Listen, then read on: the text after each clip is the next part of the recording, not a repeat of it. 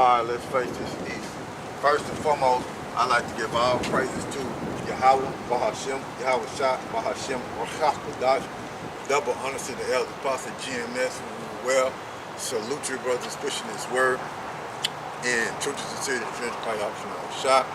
And shalom to you, brothers and sisters, born in Chesapeake and Payah Shah. Shalom to you too, right? I'm out here to prophesy the downfall of this wicked, destructive kingdom known as Babylon the Great. Sodom and Gomorrah, Egypt, Rome, all those ancient empires controlled by Esau, Edom, so-called white men, the devil that the Bible speaks of, right? I'm out here to gather the elect of the nation of Israel, who consist of the Negro Latinos, those are the true biblical Israelites according to the King James Bible. And they are the only ones, the elect of the nation of Israel, are the only ones who can come back and serve the Heavenly Father's Son. Right? So, let's see what I got. I got something I want y'all to see. Right? So, let's see what I got, and then we're going to go from there. Right? We constantly give Jacob hope concerning salvation. You know, we constantly give Jacob hope because, you know, we need a constant reminder, you know, that salvation is coming. You know, so check this out. I just did an interview. I don't really give it away too much because I want people to watch it with Sergei Kiriganov. He's a very noted Russian thinker, very influential. He wrote a paper a couple years ago where he postulated the notion that the United States would not trade Boston for Poznan. And what he's saying is that Russia needs to preemptively hit Europe with nuclear weapons because he doesn't believe the United States will sacrifice America for this crazy Europe. Now, he made that back when Biden was president. He made that statement. Today we have Trump, and it's clear. Understand, Scott Bessent has told the Europeans that if Russia attacks a European country, the Article 5 response from the United States will be to sell NATO weapons, but not to get involved militarily. All right? And now we have a situation where Europe is deliberately provoking Russia in contravention of the policy direction desired by the President of the United States. So now, if Europe attacks, if NATO attacks Kaliningrad, the Russians will immediately annihilate Europe. The only thing the United States will do about it, because we're not going to sacrifice 150 million Americans for the stupidity of Europe. And people need to stop blaming Russia for this. You know, Russia's the one that actually, you know, they're the only ones out there with an arms control plan. They want to extend New START. The United States isn't responding to that. Russia is willing to sit down and talk about any aspect of anything as long as it's done within a framework that respects the legitimate national security interests of Russia. So people have to start asking us, what are you willing to die for if you're European right now? Because if you allow the insanity of the Poles, of the Balts, of the Germans to manifest itself, because remember, Germany has a brigade right now in Lithuania. It's a joke of a brigade. It can't do anything. But, my God, we have German tanks in Lithuania posturing to fight the Russians. Is this 1943 all over again? You know, yes, it is. But, you know, you had General Donahue talk about, well, we can shut out the lights in Kaliningrad. No, we can't. General Donahue, no, you can't. First of all, I've said this. I said it at the time. I'll say it again. General Donahue, if he's the commander of NATO forces, will be dead within an hour of NATO forces striking Kaliningrad, because the Russians will just simply take out his command and control facility with a nuclear weapon, and he'll be dead. And so will all the nuclear planners, and then shortly thereafter, the political leadership of Europe will be annihilated as well, as Russia will immediately destroy Europe. Not a single major European city will be left standing. Why? Because Europe poses a threat to Russia, an existential threat. And you don't let rabid dogs run free in your cities. I've said this all along. Russia will become the modern day equivalent of Atticus Finch, and they will pull out the rifle reluctantly, and they will put a bullet through the skull of the rabid dog that is Europe today. I mean, this is harsh talk, but my God, this is what we're talking about. This isn't a joke anymore. This isn't, posturing. Russia's not weak. I mean, Seymour Hersh is a very good friend of mine. I love the man to death, and I have the highest respect for him as a journalist. But he has allowed himself to be hijacked by U.S. sources that just promulgate bullshit, straight up crap. And he's written an article now that, he does say that in the opinion of U.S. sources. But why give them a platform? Because the impression is that you agree with them. And these sources are the Russian army is in disarray. No, not even close. The Russian army is a fully functioning war machine that has, mastered the art of modern day high intensity conflict. I mean, can you point to, a problem here, a problem there? Of course you can. When you have 710,000 soldiers on the line carrying out, intensive combat, there will be people who don't perform well. There will be people who decide they don't want to be there. There will be this, that, and the other thing. But, that happens everywhere. I mean, do we judge the United States military because in 1944 we had American soldiers drop their weapons and desert the battlefield? Does that show that there is a systemic problem in the American military? Or is the American military one of the finest fighting forces ever formed at that time and went on to defeat Nazi Germany on the Western Front? The Russians right now are pretty damn good at what they do. They're very good at what they do. A military in disarray. What about the Rubicon Center? This is the drone warfare unit that the Ministry of Defense has created, an elite force, and even the Ukrainians are like, we can't touch these guys. They're created to kill Ukrainian drone operators. When the Rubicon shows up, the Ukrainians know they're about to die, because that's what happens. The supremacy of drone warfare. This is what Pete Hegseth and Army Secretary Driscoll say they want the Americans to be, but the Americans aren't even anywhere close to this. We can't even touch what the Russians are doing right now. Then the Russians have consolidated a drone fighting force into an unmanned vehicle. It's a new service. The Ukrainians did it. Ukrainians are pretty damn good too. I mean, in some cases they're probably better in certain tactical applications, but the Russians have caught up and surpassed them, and strategically the Russians are dominating this. A military in disarray doesn't do that. The Russians have the ability, they're the quickest turnaround in terms of learning the lessons of war. The Russians are rotating their troops out of the front line on a regular basis. That means that the troops are well rested, and when they rotate out, in addition to resting, and re-equipping, they get retrained based upon the most recent doctrinal lessons that are gathered from the battlefield, taken to the Russian general staff academies and their other fighting academies, where they train, they come up with doctrine, they update it, bring it back down to the training centers, so you could have done an assault on Pokrovsk, captured the town. The lessons that you learned from that battle are taken up to the General Staff Academy while you're rotated out to get rest and re-equipped. And before you come back in, there will be a training academy that trains you on adapting the lessons that you learned. You go back in and you fight. Nobody in the world can do that. That's not a military in disarray. That's a military that knows what the hell they're doing. And they're pretty damn good. They're not exhausted. Would they like the war to end? Who wouldn't want the war to end? Everybody wants this war to end.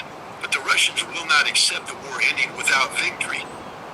And victory is defined by, the Russian leadership, who has the full support of the Russian people.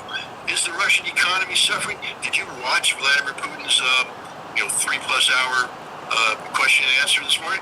How many of those questions were about the economy? A whole bunch of them. And was this an economy that's thriving? Or are people calling up saying, hey, there's problems here. There's a taxation burden. There's shortages of fish. You're going through it. Is the Russian government fighting any of this? No.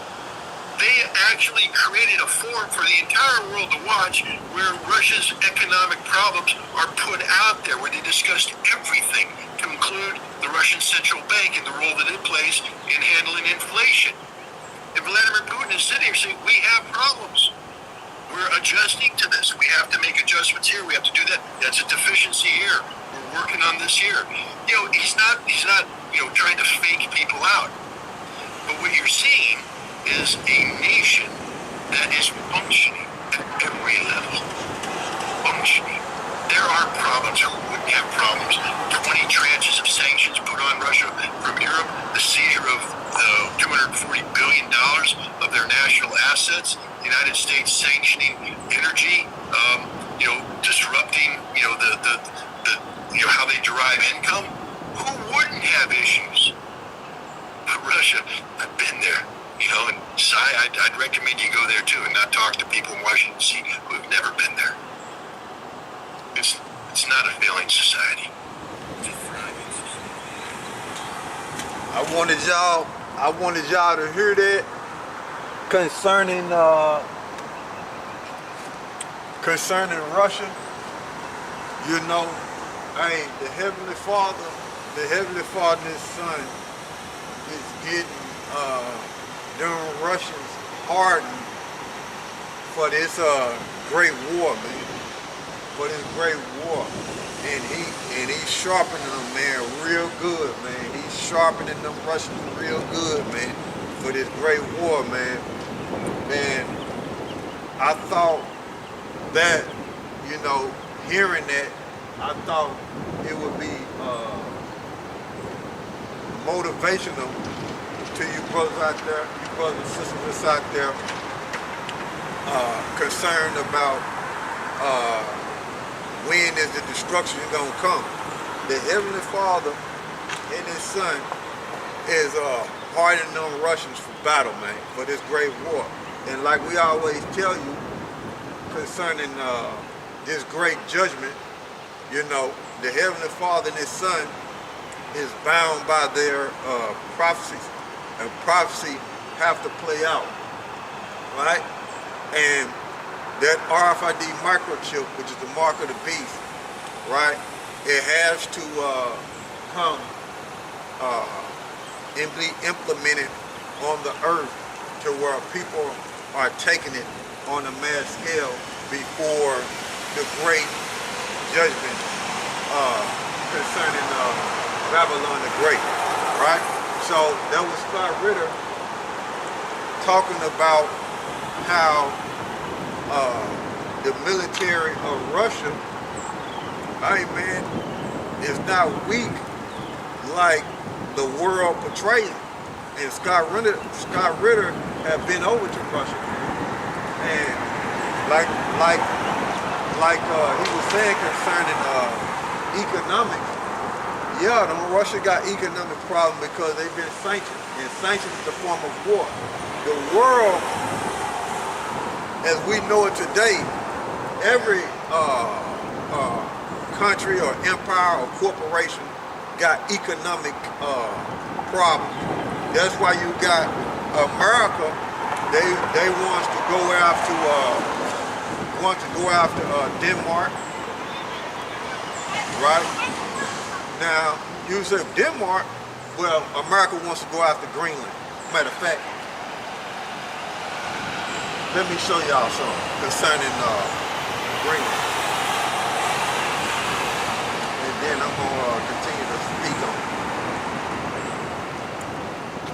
Does Denmark? Let me see.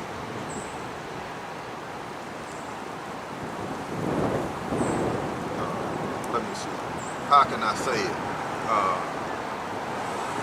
I'm trying to think how I can phrase it to where it will come up to where you can understand what I'm about to say. All right.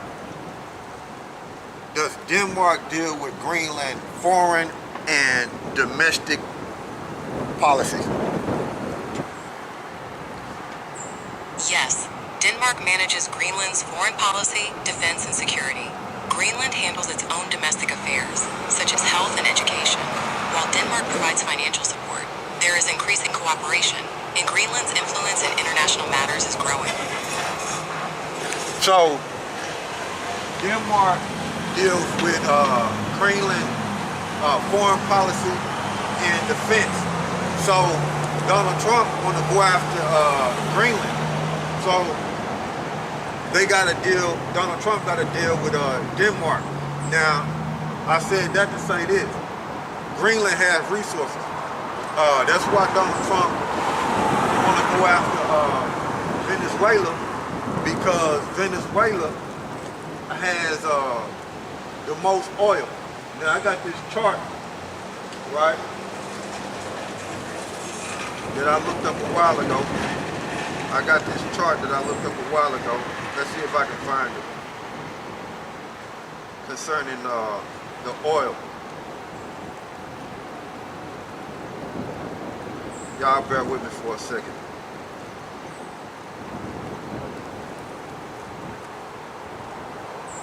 See if I can find it here. I screenshotted it. So let's see if I can find it. And I got something else to show y'all concerning, when did I screenshot this? Oh, okay. See, now it's showing you, now what I'm finna show you is the oil reserves in Venezuela, right? And the oil reserves in Saudi Arabia, the oil reserves in Iraq, Kuwait, Iran, the UAE, Russia, Canada, United States. Now you see the amount of oil reserves in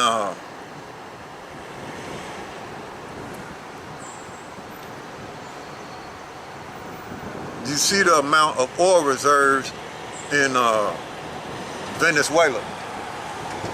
So America want to get it, and also they want to get it because another reason why they want to get it is because Israel, them Israelis, don't trust Azerbaijan. Okay, in Azerbaijan, Israel get oil from Azerbaijan, and that's the northern parts of Iran, and Azerbaijan is linked to Turkey. Okay, it's linked to Turkey. So when you understand prophecy in Ezekiel 38, Turkey is going to be with Russia. Okay, so Turkey is going to eventually turn on America, and because Turkey part of NATO, that's the second biggest military in NATO, and Turkey going to eventually turn on America and Israel. So America needs to get that oil from Venezuela in order to continue to supply Israel with oil and America itself with when it goes to war, full-scale war. Now another thing I want to show you concerning Venezuela, right? Concerning these resources. Alright, they're dealing with China. Now, in this screenshot, I'm going to read this to you. It says, China has overtaken the United States as the top trading partner for many South American nations. Okay? It says, that's all I'm going to read, but I'm just showing you, when you look at the red part, that's China. When you look at the blue part, that's United States. So this giving you from 2000, right, to 2023. So this how much China have took over concerning trade in Latin America.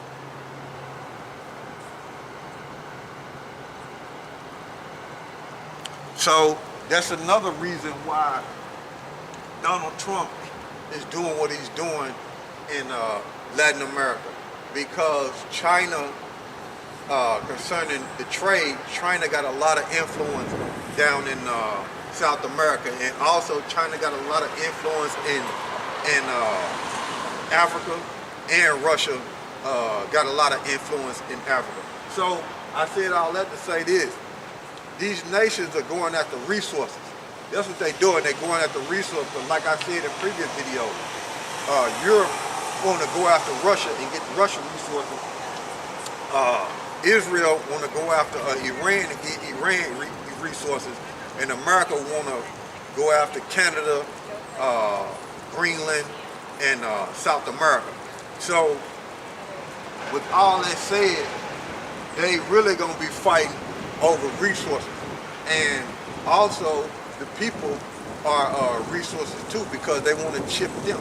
They want to chip the people. So they're banking illegal. They all going after resources and control. That's what it's about. And in this great war, the hope for the Negro, Latinos, and Native Americans is that they gonna make it up out of it, because these nations are going to fight over these resources. Okay, that's what they gonna do. The natural resources and the people. That's what they gonna do. They gonna fight over. They gonna fight over the resources. Okay, but Yahweh Shema Shai is gonna get Israel out of it. So that's our hope, right? But I'm just showing you concerning war that it ain't slowing down. Just because you don't see it on the news or Fox or CNN or mainstream media, just because you don't see it played out unless something major happens, like say for instance, like Donald Trump bombing Nigeria and saying it's ISIS, you know, killing Christians. Let's just put something put out there like that, then they show it to you. Okay? But we know that that's not the full story. You know, they just tell you what they want you to know. But I'm saying that to say this.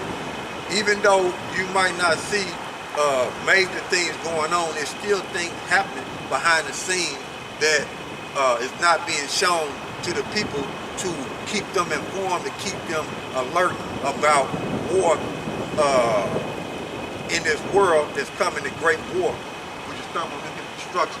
But I'm going to start in Jeremiah, right? 29 and let's see what I got here. Let's start in Jeremiah 29 and alright. Well, this Jeremiah 29 in verse 10, but the key is in verse 11. Now, when you read verse 10, it says this. It says, Jeremiah 29 and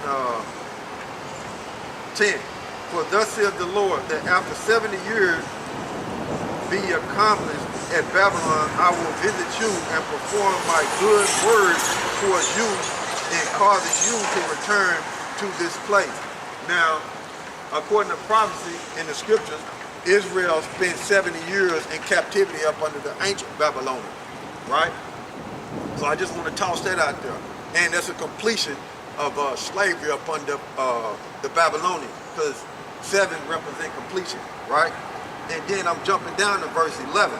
It says, now this is key, because there's nothing new up under the sun. We've been in America, you know, for a long time, more than 70 years, but I'm just giving you an example of there's nothing new up under the sun, because the Heavenly Father and the Son got a time frame. He had a time frame with the ancient Babylonians, and he got a time frame with the modern day Babylonians, which are the Edomites, and Babylon the Great, which is America, right? This is Jeremiah chapter 29, verse 11. For I know that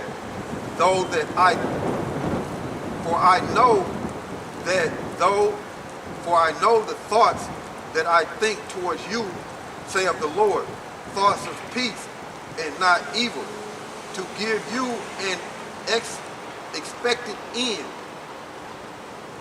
So the Heavenly Father and His Son know the great future that He has for us as a people, okay?